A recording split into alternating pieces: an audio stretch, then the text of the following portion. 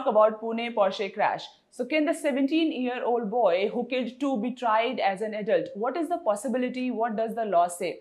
So, when a child is tried as an adult, in 2015, the Juvenile Justice Act of 2000 was amended with provision that led to children in conflict with crime to be tried as an adult.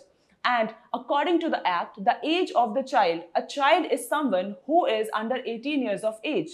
So the date of the offense determines the age of the child so that he can be tried as an adult. What are the provisions of the act? So according to the amended law, children aged 16 and 18 can be tried as an adult if they have committed a heinous crime, and the maximum punishment that would be served is 7 years. Why was Juvenile Justice Act amended? So it happened after the Delhi gang rape case. So when a child is tried as an adult, he is not allowed for two protection. First, protection from disqualification, and second, erasure